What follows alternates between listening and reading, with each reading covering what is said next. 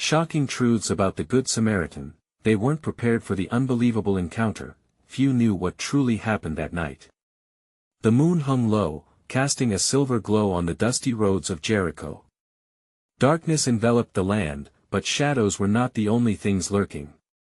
A man lay battered and broken, heart racing, pulse weak.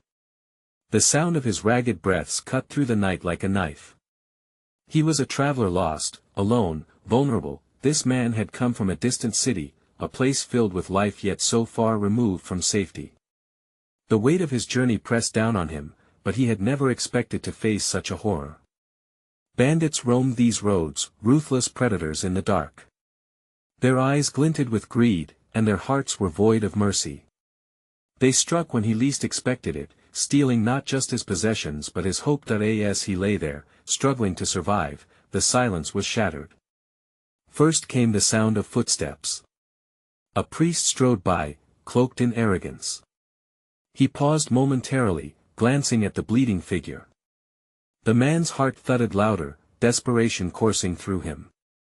But the priest turned away, his face a mask of indifference. Next came a Levite, his robes flowing elegantly as he walked. He, too, offered nothing more than a fleeting look.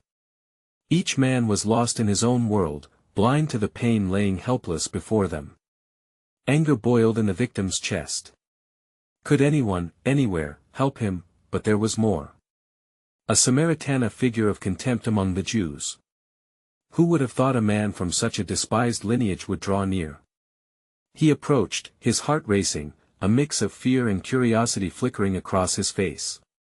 He had heard stories, tales steeped in ridicule, tales of those who looked down upon him. Yet, here he was, stepping into the unknown. What could have driven him to close the gap between life and death? As the Samaritan knelt beside the wounded stranger, he felt an unusual spark, a sense of connection. He pressed his hands against the man's wounds, eyes narrowing as he felt the warmth of blood beneath his fingertips. The gruesome sight ignited his compassion, but questions loomed heavier than before. How could someone so looked down upon, seemingly outcast, feel such empathy? What secrets intertwined their fates on that desolate road? His heart raced. With every heartbeat, whispers of uncertainty echoed in his soul. What will people say? What will happen if I help?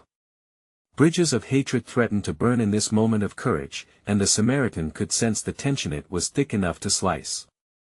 In a world built on division, could compassion shatter the lies? Hey, before we continue with this amazing story, I need to give you an important heads up. Many subscribers have reported that YouTube unsubscribed them without warning. Take a quick second to check the red button below to make sure you're still subscribed to the channel. I'd hate for you to miss any of the exclusive content coming soon. And while you're there, smash that like button, it really helps me out with the algorithm. Oh, and tell me in the comments, which city are you watching from? I love getting to know every amazing person who's part of this community. Your participation makes all the difference. Let's connect. The Samaritan inhaled deeply, the faint scent of dust mingling with the heavy burdens of despair that enveloped them both. He could feel the man's life slipping through the cracks of fate. It was not only wounds that lay before him but a mirror reflecting his own struggles and the scars he bore within.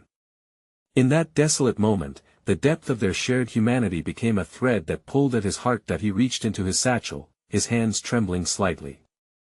Fear crept into his mind, whispering reminders of the walls built between their peoples, walls towering high on tradition and animosity. What if, he thought, this act is seen as betrayal? Could he be the one who broke the chain of prejudice that had defined his existence? He glanced around, paranoid, half expecting rebuke from hidden spectators, yet, the urgency of the suffering man eclipsed all doubt. The Samaritan filled his hands with oil and wine, the aroma of both familiar and comforting to him, though perhaps foreign to the man he kneels beside. The first drop of oil caressed the raw skin, the wounded traveler flinching at first, then surrendering to the gentle touch. "What is your name?" the Samaritan suddenly asked, startling himself with the question. He was breaking through the silence of depravity, wanting to reach beyond mere physicality. Names have power, they connect spirits. But the victim could only respond with a groan, a sound weighed down by pain, where words should have thrived. The Samaritan continued his ministrations, wrapped the man's wounds in strips torn from his own garments, each delicate touch forming an unexpected bond between two worlds. As he worked, memories of his past haunted him. He recalled evenings spent sheltering the outcasts and the marginalized in his own home, despite knowing that societal scorn would follow. He thought about the ridicule he endured for his kindness, a virtue belittled by those who questioned the texture of his lineage. The voices of the bloodlines shamed him, urging him to retreat into the shadows once more. Yet, here, in the stillness, he found purpose. Silence stretched as he bandaged the last of the wounds. The night air felt charged, as if the cosmos watched in anticipation, compressing time into this fragile moment. Why do you care? The voice of conscience